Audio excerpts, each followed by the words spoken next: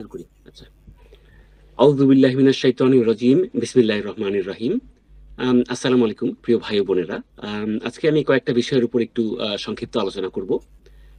সেটা হচ্ছে ব্যাংকিং ব্যবস্থা, আম এর সমস্যা এবং ইসলামের দৃষ্টিতে একটি আদর্শ ব্যাংকিং ব্যবস্থা কিরকম হতে পারে সেটা। আম ১ম এই আমরা বুঝে নেই যে প্রচলিত ব্যাংকিং ব্যবস্থার সমস্যাগুলো কি, কি? প্রচলিত ব্যাংকিং ব্যবস্থার সমস্যায় আমরা সবসময় যেটা সমাজে আমরা শুনতে পাই যে আল্লাহ সুবহানাহু ওয়া তাআলা তিনি সুদকে হারাম করেছেন। সুদ অত্যন্ত গর্হিত একটি অপরাধ এবং যেহেতু প্রচলিত ব্যাংকিং ব্যবস্থা এই সুদের উপরই দাঁড়িয়ে আছে, সেজন্য প্রচলিত ব্যাংকিং ব্যবস্থা হারাম। এবং সেজন্যই এই প্রচলিত ব্যাংকিং ব্যবস্থার বিপরীতে দেখা যায় বর্তমান সমাজে বাংলাদেশ এবং অন্যান্য আম মুসলিম প্রধান দেশগুলোতে ইসলামী ব্যাংকিং ব্যবস্থার প্রচলন দেখা যায়। তো আমরা একটু জিনিসটাকে একটু দেখার চেষ্টা করি যে আসলে কোরআন এবং সুন্নাহর আলোকে এটা কতটুকু সঠিক। ১ম এ আমরা যে জিনিসটা একটু বুঝে নেওয়া দরকার, আল্লাহ সুবহানাহু ওয়া তাআলা হারাম করেছেন রিবা। যেটার সাধারণ অনুবাদ বাংলাদেশে করা হয় সুদ হিসেবে। তো একটু আগে আমরা বুঝে নেই যে এই রিবা বিষয়টাকে আল্লাহ সুবহানাহু ওয়া তাআলা কেন হারাম করেছেন? আমরা যদি পবিত্র কোরআন অধ্যয়ন করি তাহলে যে জিনিসটা আমরা দেখতে পাবো যে সূরা আরাফে ৩৩ নম্বর আয়াতে আল্লাহ সুবহানাহু ওয়া তাআলা একদম পরিষ্কারভাবে বর্ণনা করেছেন, খাদ্য পানীয় ব্যতীত অন্যান্য যাবতীয় বিষয়বস্তু আল্লাহ সুবহানাহু ওয়া তাআলা দুনিয়াতে আমাদের জন্যই সৃষ্টি করেছেন এবং এগুলো বাই ডিফল্ট হালাল। শুধুমাত্র ৫ টি বিষয় উসুলিগতভাবে বা মৌলিকভাবে আল্লাহ সুবহানাহু ওয়া তাআলা হারাম করেছেন। কোন একটি বিষয়বস্তুকে যদি আমরা হারাম বলতে চাই, তাহলে এই ৫ টির একটির অন্তর্ভুক্ত হতে হবে। আল্লাহ সুবহানাহু ওয়া তাআলা এভাবে শুরু করেছেন, ইন্নামা হাররামা রব্বি, নিশ্চয়ই আপনার রব শুধুই হারাম করেছেন। এভাবে আল্লাহ সুবহানাহু ওয়া তাআলা আয়াতটি শুরু করে ৫ টি বিষয় আল্লাহ উল্লেখ করেছেন। যে ৫ টির মধ্যে আমরা দেখতে পাবো ফাওয়াহিশ, যাবতীয় ফাওয়াহিশ, নির্লজ্জতা, অশ্লীলতা, জেনা, ব্যভিচার ইত্যাদি। আম আল্লাহ সুবহানাহু ওয়া তাআলা হারাম করেছেন যাবতীয় শিরক এবং আল্লাহ সুবহানাহু ওয়া তাআলা হারাম করেছেন ইসম বা কারো সাথে জুলুম করা। আল্লাহ সুবহানাহু ওয়া তাআলা হারাম করেছেন বাগিয়া বিগাইরে হাক, অন্যায়ভাবে কারো জান, মাল বা ইজ্জতের উপর আক্রমণ করা। এবং সবশেষে আল্লাহ হারাম করেছেন যে বিষয়টি আল্লাহ হারাম করেননি সেটিকে যদি কেউ হারাম করতে চায়। আমাদের একটু ভালোভাবে একটু এই আয়াতটা বুঝে নেওয়া দরকার। কাজে যে কোনো বিষয়বস্তু আমরা যখন কোনো হাদিস পড়ি, আমরা দেখতে পাই নবীজি সাল্লাল্লাহু আলাইহি সাল্লাম আমাদেরকে বলেছেন, এই বিষয়টি তোমরা করবে না বা এই বিষয়টি হারাম। প্রকৃতভাবে যদি আমরা একটু চিন্তা করি দেখতে পাবো যে সেই বিষয়টি কোনো না কোনোভাবে এই ৫ টিরই অন্তর্ভুক্ত। যাবতীয় হারাম মৌলিকগতভাবে এই ৫ টির একটি অন্তর্ভুক্ত। এখন রিবা বিষয়টি এর কোনটির অন্তর্ভুক্ত? একটু বিবেচনা করলে আমরা দেখতে পারি রিবা এক প্রকার জুলুম। রিবা অন্য আরেক তার অন্য মানুষের প্রতি এক প্রকার জুলুম।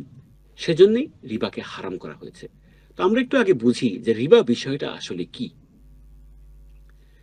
প্রচলিত অর্থে আমরা সবসময় যেটা বুঝি যে কাউকে যদি আমরা টাকা ধার দেই, তার বিপরীতে সে যদি অতিরিক্ত কিছু প্রদান করে সেটাই রিবা বা সুদ।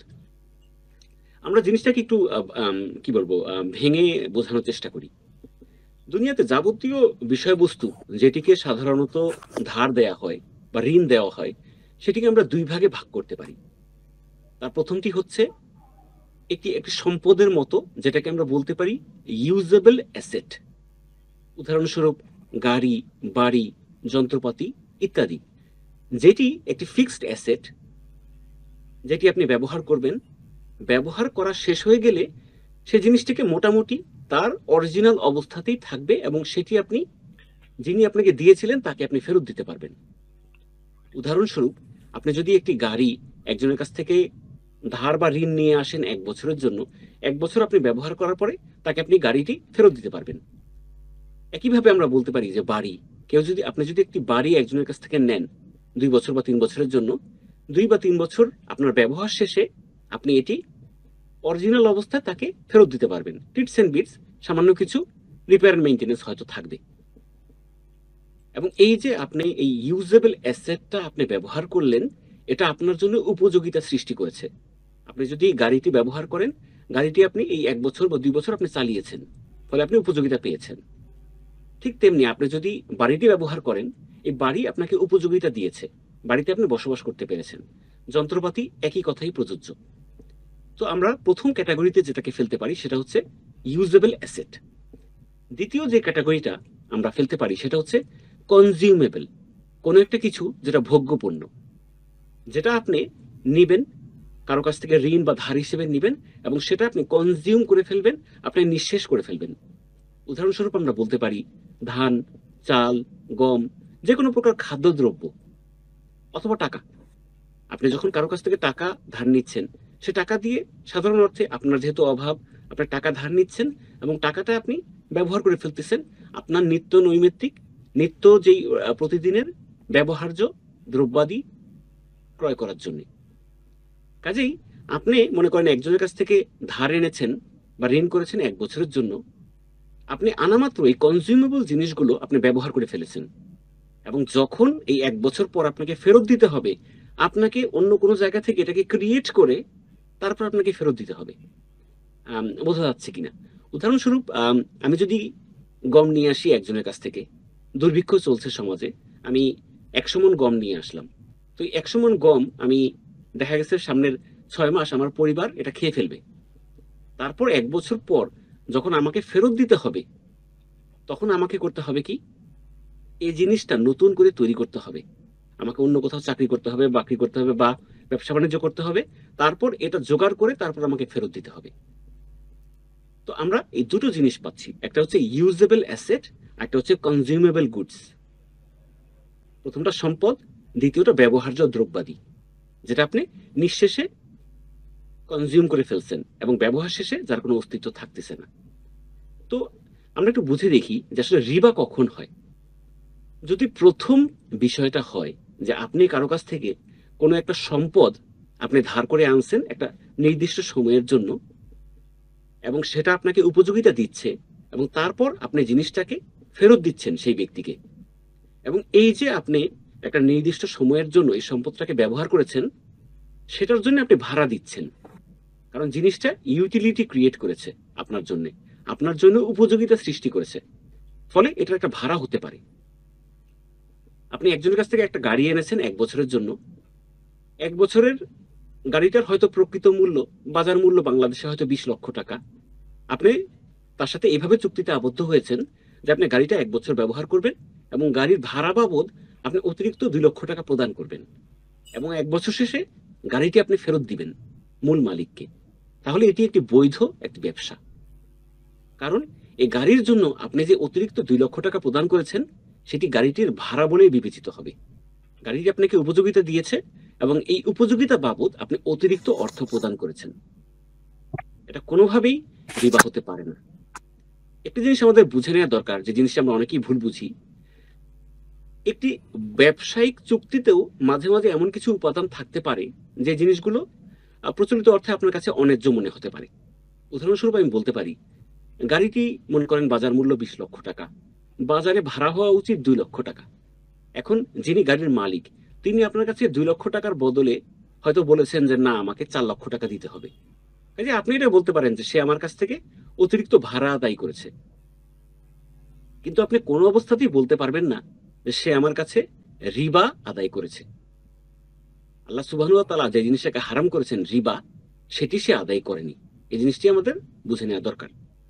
এখন দেখেন, দ্বিতীয় যেই প্রকার যে বস্তুরা কনজিউমেবল গুডস, যে কোনো প্রকার খাদ্যদ্রব্য, ভোগ্যপণ্য বা টাকা।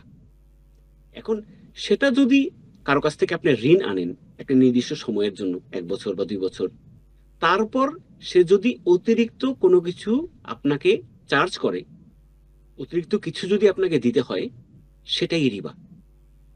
এবং সেটার 5 টাকা হোক, 10 টাকা হোক বা 20 টাকা হোক, ভোগ্যপণ্যের বিপরীতে অতিরিক্ত যাই আদায় করা হবে সেটাই রিবা এবং সেটাই হারাম। আমাদেরকে ভালো করে এই জিনিসটি বুঝে নেওয়া দরকার, কারণ এটি অন্য একজন মানুষের প্রতি চরম এক প্রকার জুলুম। আপনি যখন একজনকে খাদ্যদ্রব্য ধার দিচ্ছেন, সেটি দিয়ে সে এবং তার পরিবারের হয়তো সে প্রয়োজন পূরণ করবে। এটি কোনো সম্পদ নয় যেটি আপনাকে ক্রমাগত উপযোগিতা দিয়ে যাচ্ছে এবং যার বিপরীতে প্রকৃত ঋণদাতা অতিরিক্ত আদায় করতে পারে। ব্যাপারটি তা নয়, বরং এটি একজন নিচ্ছে সে কনজিউম করে ফেলার জন্য, নিঃশেষ করে ফেলার জন্য নিয়ে যাচ্ছে। এর অতিরিক্ত যাই আদায় করা হবে সেটি হচ্ছে রিবা। আমাদের এই বিষয়টি প্রথমে পরিষ্কার করে নেওয়া দরকার। দ্বিতীয় যে জিনিসটি আমাদের বুঝে নেওয়া দরকার, ইসলাম যখন কোনো বিষয়বস্তুকে হারাম করে বা কোনো বিষয়কে যখন হালাল ঘোষণা করে, তখন সেটি সে বিষয়টির প্রকৃত অবস্থার উপর হারাম করে বা প্রকৃত অবস্থার উপর হালাল করে। আমরা যদি কোনো কারণে জিনিসটির নাম বদলে দেই তাহলে জিনিসটি হারাম বা হালাল হয়ে যায় না। আমরা খুব সহজ একটা উদাহরণ দিতে পারি যে আমরা যদি কালকে থেকে উদাহরণস্বরূপ শূকরের মাংস, আমরা জানি এটি হারাম, কালকে যদি কেউ শূকরের মাংসর নাম বদলে এটিকে যদি ইংরেজিতে আমি যদি বলি বিফ রেখে দেয় বা গরুর মাংস বলা শুরু করে কালকে থেকে, শূকরের মাংস হালাল হয়ে যাবে না। সেটি আপনি বাংলাতেই বলেন, ইংরেজিতেই বলেন আর আরবিতেই বলেন, শূকরের মাংসকে কালকে থেকে যদি আরবিতে বলা শুরু করা হয় লাহামুল বাকারাহ বা গরুর মাংস, এটি হালাল হয়ে যাবে না। এটি আমাদের বুঝে নেওয়া দরকার। আরবি নাম ঢোকানোর সাথে হালাল হারাম হওয়ার কোনো প্রকার সম্পর্ক নেই। ঠিক তেমনি যেটি ভেড়ার মাংস, ভেড়ার মাংসকে যদি আমরা কালকে থেকে বলা শুরু করি লাহামুল খিনজির বা শূকরের মাংস, ভেড়ার মাংস হারাম হয়ে যাবে না। কাজে কোনো একটি বিষয় যেটি বাস্তবে হালাল ছিল সেটিকে আপনি যদি কালকে থেকে সুদ বলা শুরু করেন বা ইংলিশে ইন্টারেস্ট বলা শুরু করেন, সেটি হারাম হয়ে যাবে না, বরং দেখতে হবে এর প্রকৃত হাকিকত কি, এটা প্রকৃত পক্ষেই রিবা কিনা।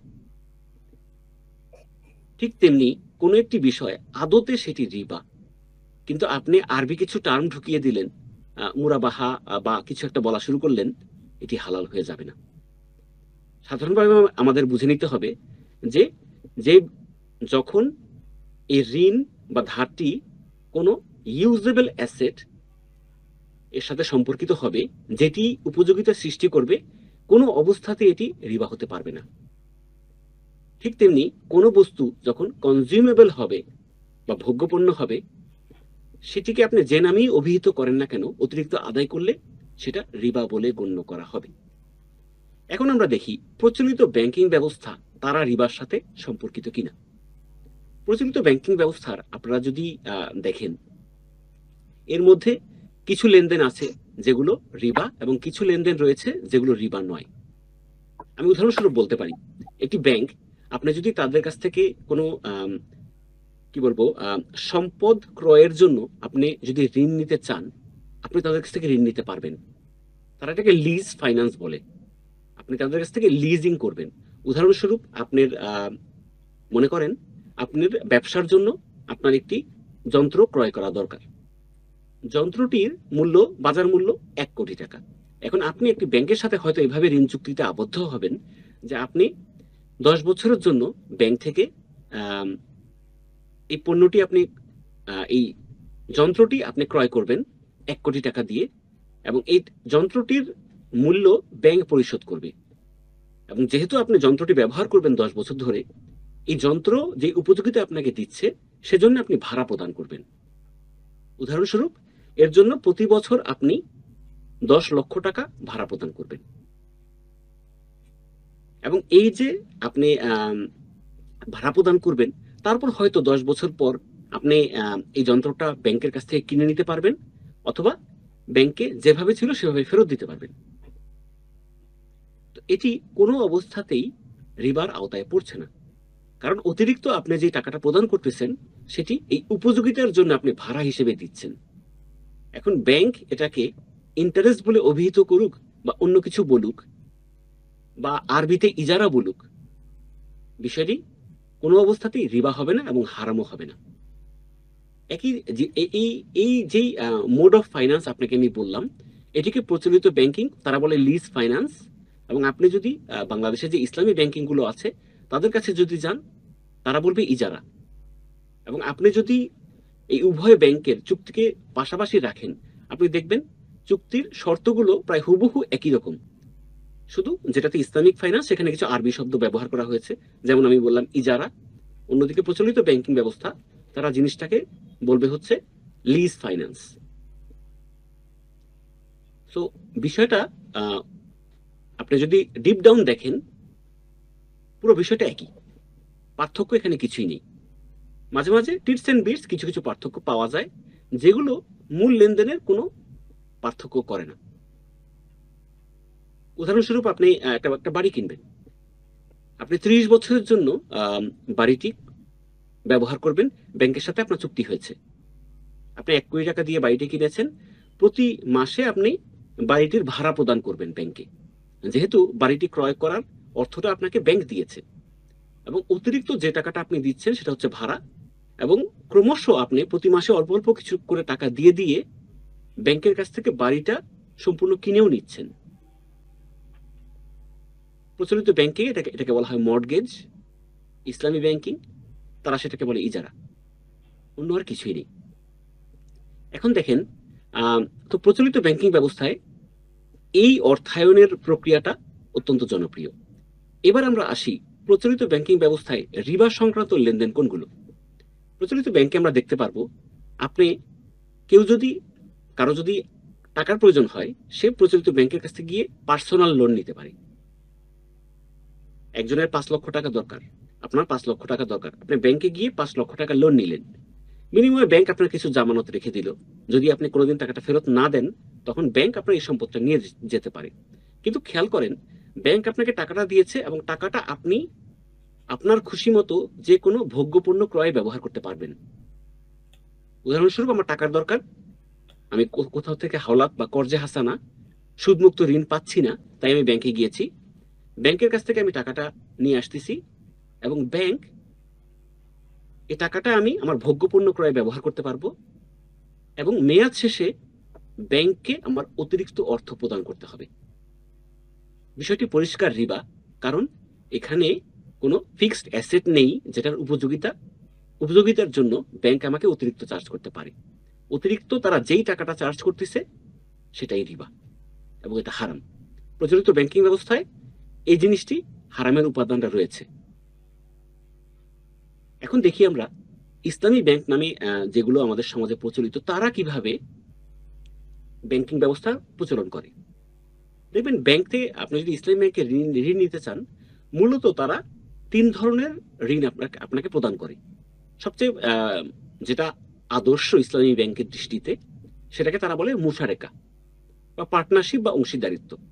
আপনি ব্যবসা করার জন্য আপনার টাকা দরকার, আপনি ব্যাংক থেকে কিছু টাকা, ইসলামী ব্যাংক থেকে কিছু টাকা তারা আপনাকে দিল, তারা আপনার ব্যবসায় অংশীদার হিসেবে থাকবে।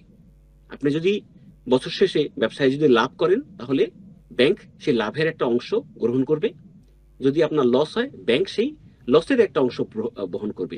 ঠিক যেন দুইজন ভাই যেমন বা দুইজন বন্ধু যেমন শরিয়া অংশীদারিত্বের ভিত্তিতে একটা ব্যবসা শুরু করতে পারে, ঠিক একইভাবে ইসলামী ব্যাংক এই মুশারেকা পরিচালনা করে। এটি সম্পূর্ণ হালাল এবং ইসলামের দৃষ্টিতে গ্রহণযোগ্য একটি পদ্ধতি, মুশারেকা বা পার্টনারশিপ। তো বাংলাদেশে যে প্রচলিত ইসলামী ব্যাংকগুলো কালে ভদ্রে এই মুশারেকা করে থাকে। যখন ইসলামী ব্যাংক বাংলাদেশে শুরু হয়েছিল তখন এই মুশারেকা অত্যন্ত জনপ্রিয় ছিল। তো তারা এটার পেছনে যে যুক্তিগুলো দেয়, সেটা হচ্ছে যে বাংলাদেশের মানুষ অনেক ক্ষেত্রেই সৎ থাকে না, ব্যবসায় যখন লাভ হয় তখন এসে বলে যে আমার লস হয়েছে, এবং যখন লস হয় তখন আবার ঠিকই লস বলে, ফলে এই ব্যাংক সবসময় ক্ষতিগ্রস্ত হয়। সেই কারণে এই মুশারেকা পদ্ধতি বাংলাদেশে মোটেই জনপ্রিয় না, এবং কোনো ইসলামিক ব্যাংকে আপনি গেলেই আপনাকে তারা এই মুশারেকা পদ্ধতিতে ঋণ দিতে চাবে না। অন্যান্য বিভিন্ন দেশে মুশারেকা পদ্ধতি এখনো জারি আছে, তো এটা যদি আপনি পান আলহামদুলিল্লাহ, এটা একদম জায়েজ একটি পদ্ধতি। অস্ট্রেলিয়াতে মুশারেকা আছে, অন্যান্য আরব কান্ট্রিতেও এই মুশারেকা পদ্ধতির প্রচলন দেখা যায়। দ্বিতীয় যে পদ্ধতিতে তারা ঋণ দেয় সেটি হচ্ছে ইজারা, যে বিষয়টা আমি শুরুতেই বলেছি, যেটাকে ইংরেজিতে লিজ ফাইন্যান্স বলে। অর্থাৎ ব্যাংক আপনার কোনো একটি ক্যাপিটাল অ্যাসেট যেটা আপনি ব্যবহার করবেন, উপযোগিতা হাসিল করবেন, সেটার জন্য আপনাকে ঋণ দিবে এবং আপনি অতিরিক্ত অর্থ প্রদান করবেন, যেহেতু আপনি এই সম্পদটা ব্যবহার করতেছেন। তো এটাও সম্পূর্ণ হালাল, কোনো এখানে কোনো দ্বিমত নেই। তৃতীয় ব্যাংক যেটা ব্যবহার করে ইসলামী ব্যাংক, মুরাবাহা, সেটা আমাদের একটু বুঝে নেওয়া দরকার। সেটা হচ্ছে আপনার টাকা দরকার, সেটা আপনি ভোগ্যপণ্য কিনেন বা যে কোনো কারণেই হোক আপনার টাকা দরকার। এখন আপনি ব্যাংকের কাছে যাবেন, ইসলামী ব্যাংকের কাছে যাবেন, তারা আপনাকে বলবে আচ্ছা আপনাকে যদি আমরা 1,00,000 টাকা দেই আর যদি 20,000 টাকা চার্জ করি বছর শেষে, 1,20,000 টাকা আপনি ফেরত দিবেন, তাহলে তো এটা প্রচলিত অর্থে রিবাই মনে হচ্ছে। তাহলে আমরা একটু ঘুরিয়ে কাজটা করি। ঘুরিয়ে কাজটা করি কিরকম? আপনাকে আমরা সরাসরি টাকা হাতে না দিয়ে আপনাকে আমরা পণ্য কিনে দিই। তো ওই যে 1,00,000 টাকার পণ্য, এটা আপনি আমাদের কাছ থেকে 1,20,000 টাকায় কিনবেন। যদিও বাজারে এটার দাম 1,00,000 টাকাই, কিন্তু যেহেতু আমাদের লাভ করতে হবে, কাজেই অন্য ব্যাংকে যদি আপনি যান তাহলে আপনি 1,00,000 টাকা নিবেন প্রচলিত ব্যাংকে, এবং 1 বছর শেষে 1,20,000 টাকা ফেরত দিবেন।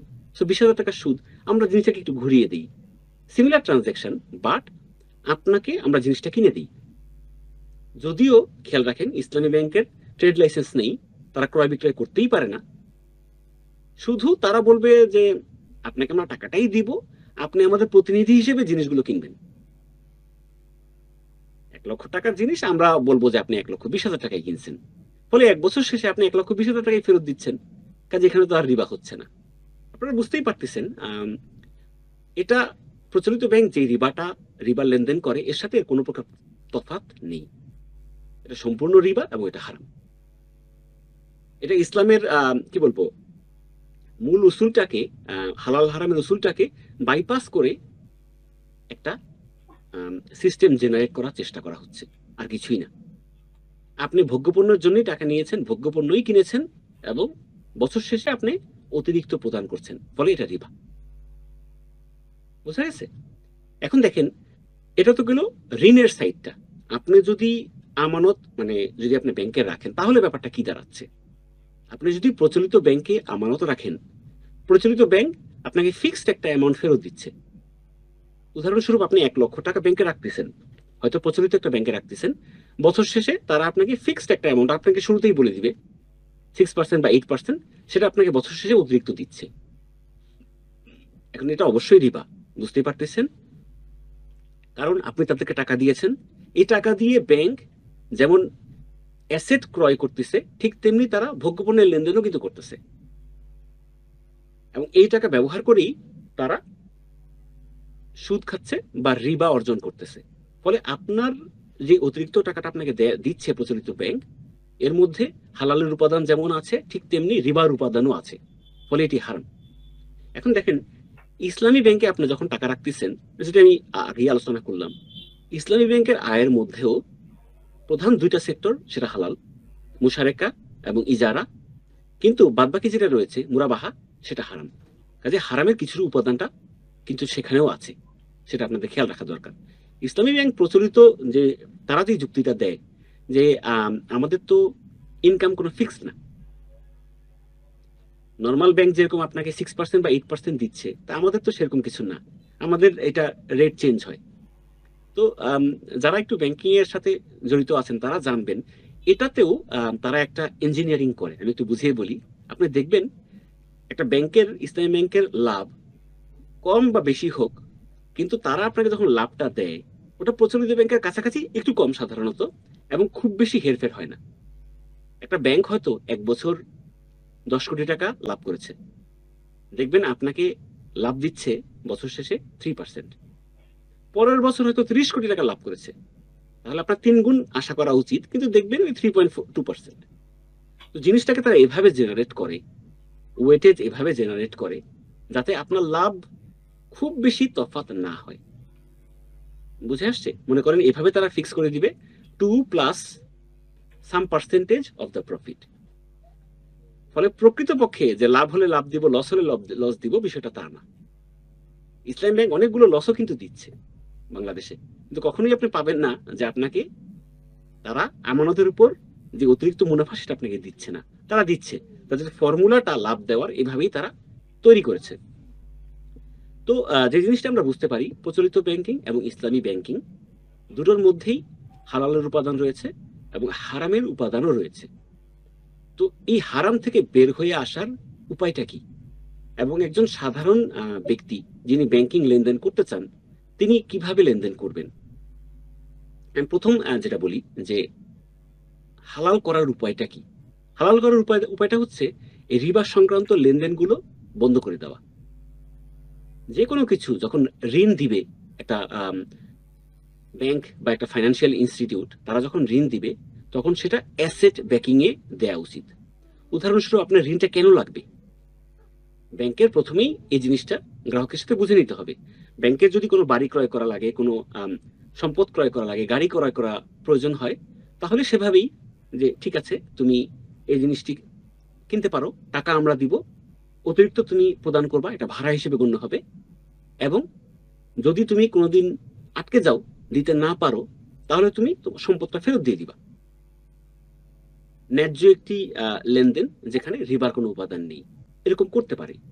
অন্যদিকে কারো যদি পার্সোনাল লোন দরকার হয়, যে তার ভোগ্যপণ্য ক্রয় করা দরকার, তার ঘরে খাদ্যদ্রব্য নেই, খাদ্য পানীয় নেই, এবং তার চিকিৎসা করার জন্য টাকার প্রয়োজন, সেটার জন্য ইসলাম কি বিকল্প দিয়েছে? দেখেন, সেটার জন্য ইসলাম বিকল্প দিয়েছে কর্জে হাসানা। আপনি আরেকজনকে, আপনার ভাই যিনি অর্থাভাবে ভুগতেছেন, চিকিৎসা করাতে পারছেন না, ঘরে তার খাওয়া নেই, তাকে আপনি বিনা সুদে আপনি তাকে ঋণ দিবেন, 50,000 হোক, 1 লাখ হোক, যাতে করে সে যখন ফেরত দিতে পারে, তাকে আপনি অবশ্যই তার সাথে একটা চুক্তি করে নেবেন যে 6 মাস পর বা 1 বছর পর সে আপনাকে টাকাটা ফেরত দিবে। আপনি অতিরিক্ত তাকে চার্জ করবেন না। দুর্ভিক্ষ চলতেছে দেশে, 100 বস্তা চাল, 100 কেজি চাল দরকার একটি পরিবারের চলার জন্য, তার 3 মাস যেন খেয়ে পড়ে বেঁচে থাকতে পারে। আপনার কাছে আসলে, সেটা ব্যক্তি পর্যায়ে হতে পারে, সেটা রাষ্ট্রীয় পর্যায়ে হতে পারে, প্রাতিষ্ঠানিক পর্যায়েও হতে পারে, আপনি তাকে সুদমুক্ত ঋণ দিবেন, কর্জে হাসানা দিবেন, যেটি সে মেয়াদ শেষে আপনাকে যেটা নিয়েছিল সেটাই ফেরত দিবে। সে 100 কেজি চাল নিয়েছে, 100 কেজি চাল ফেরত দিবে, সে 120 কেজি চাল ফেরত দিবে না। বিষয়টা আমাদের বুঝে নেওয়া দরকার, ঠিক আছে? এটা যদি করা হয় তাহলে জিনিসটা রিবা মুক্ত হয়ে যাচ্ছে। ব্যাংকিং ব্যবস্থায় যে ব্যাংক শুধু অ্যাসেট ব্যাকড ফাইন্যান্স দিবে, আর পার্সোনাল লোনের জন্য কর্জে হাসানা বা সুদমুক্ত বা রিবা মুক্ত ঋণের ব্যবস্থা থাকবে। সেটা ব্যক্তি পর্যায়ে, রাষ্ট্রীয় পর্যায়ে বা প্রাতিষ্ঠানিক পর্যায়ে থাকতে পারে। সেটা যদি করা হয় তাহলে ইসলামী ব্যাংক, একই কথা ইসলামী ব্যাংকের জন্য প্রযোজ্য। তারা আলহামদুলিল্লাহ যে কাজগুলো করছে, মুশারেকা এবং ইজারা, সেটার পাশাপাশি তারা যদি এই মুরাবাহা প্রক্রিয়াটা বন্ধ করে দেয়, এই বাইপাস করে একইভাবে রিবা ভক্ষণের রাস্তাটা যদি বন্ধ করে দেয়, তাহলে জিনিসটা হালাল হয়ে যাচ্ছে, তাদের জন্য কঠিন কিছু না। তো গেল, এটা কিভাবে হালাল করা যাবে। এবার প্রশ্ন আসে যে একজন সাধারণ মানুষ তিনি কি করবেন। আমরা একটু বুঝে নেওয়া দরকার যে আল্লাহ সুবহানাহু ওয়া তাআলা আমাদের সাধ্যাত্মিক কোনো বোঝা আমাদের ঘাড়ে চাপিয়ে দেন না। তো আমরা সাধারণ একজন মানুষ কিভাবে লেনদেন করব, এখানে একটা বিষয় বুঝে নেওয়া দরকার। আপনি প্রয়োজনে পড়ে একজনের কাছ থেকে আপনি ঋণ নিছেন, সে আপনাকে অতিরিক্ত চার্জ করতেছে, সে আপনার সাথে জুলুম করতেছে। জুলুমটা সে করতেছে, আপনি করতেছেন না। হারামটা সে খাচ্ছে। আমাদের সমাজে প্রচলিত একটি হাদিসের ভুল ইন্টারপ্রিটেশন মাঝে মাঝে করা হয়, যেখানে নবীজি সাল্লাল্লাহু আলাইহি সাল্লাম 10 ব্যক্তি যারা এই রিবার সাথে সম্পর্কিত, তাদের উপর লানত দিয়েছেন বা অভিশাপ দিয়েছেন। তো তাদের মধ্যে একটি, আপনারা দেখবেন হাদিসটি যখন আপনারা পড়বেন, সেখানে বলা হয় যে হাদিস যে খাচ্ছে, কিন্তু আসলে আপনারা যদি প্রকৃত হাদিসটা আরবিতে পড়েন, দেখবেন ওখানে আল্লাহ নবীজি সাল্লাল্লাহু আলাইহি সাল্লাম মুকিলুর রিবা বলেছেন। যে হাদিসটি, এটাকে আমি বাংলায় কিভাবে বলতে পারি, যে হাদিসটি যে সুদটি বা রিবাটি যে খিলাচ্ছে, বা এই রিবার লেনদেনের যে দালাল, যে সাধারণ মানুষকে এই মহাজনদের কাছে নিয়ে আসে, মূলত তার কথা বলা হয়েছে। এই জুলুমের কাজে যে সহায়তা করে, যে খাচ্ছে সে তো হারাম করতেছেই, এবং যে এটার কাজে সহায়তা করতেছে, এজেন্ট, তাদের কথা বলা হয়েছে। এমনিতে কেউ বিপাকে পড়ে ঋণ নিতে বাধ্য হয়েছে এবং তাকে রিবা দিতে হচ্ছে, সে তো মাজলুম, সে তো অসহায়। সো জুলুমটা সে করতেছে না, প্রথমে এটা বুঝে নেওয়া দরকার। এমনিতে আমরা যেটা করতে পারি, আপনি ব্যাংকে যখন টাকা রাখবেন, কেউ যদি না জেনে না বুঝে ইসলামী ব্যাংকে রাখে, অবশ্যই ইনশাল্লাহ আশা করা যায় কিয়ামতের দিনে আল্লাহ তাকে ক্ষমা করে দিবেন। সে তার সাধ্য পর্যন্ত সে চেষ্টা করেছে, সে একটি ইসলামী ব্যাংক, সেখানে সে টাকা রেখেছে। এখন তারা যদি এটির কি বলবো উপযুক্ত আমানতদারি রক্ষা না করে, তারা যদি রিবা লেনদেনে জড়িয়ে যায়, গ্রাহক সাধারণ একজন মানুষ যিনি এত ডিটেইলস জানেন না, আশা করা যায় আল্লাহ তাকে ক্ষমা করে দিবেন। এটা তো প্রচলিত। আম, আপনি ব্যবসা বাণিজ্যে ইনভেস্ট করতে পারেন, আপনার যদি টাকা রাখার দরকার হয় ব্যবসা বাণিজ্যে ইনভেস্ট করতে পারেন। আপনি যখন আপনার অ্যাকাউন্ট খোলা দরকার যেখানে আপনি লেনদেন করবেন, প্রচলিত ব্যাংকেই নো ইন্টারেস্ট অ্যাকাউন্ট এটা অপশন দিয়ে দেওয়া যায়। তো সাধারণ একটা ব্যাংকেই আপনি দিয়ে দিতে পারেন যে আপনি ইন্টারেস্ট নেবেন না, রিবার লেনদেনের সাথে আপনি জড়িত হবেন না, সেই অপশনটাও কিন্তু থাকে। অথবা যে কোনো ব্যাংকে আপনি টাকা রাখতে পারেন, সেখান থেকে যদি তারা আপনাকে রিবা দিয়েই দেয়, সেটি আপনি আল্লাহর রাস্তায় দান করে দিতে পারেন। আপনি এটার জন্য কোনো নেকি পাবেন না, কিন্তু আপনার গুনাহটাও হবে না। সেটাও একটা অপশন রয়ে গিয়েছে।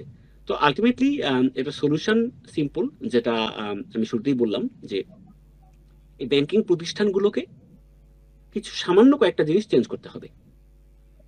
তাদের অ্যাসেট ব্যাকিং ফাইন্যান্স দিতে হবে, যে কেউ যদি ঋণ নিতে চায় সে একটি ফিক্সড অ্যাসেটের বিপরীতে ঋণ নিবে।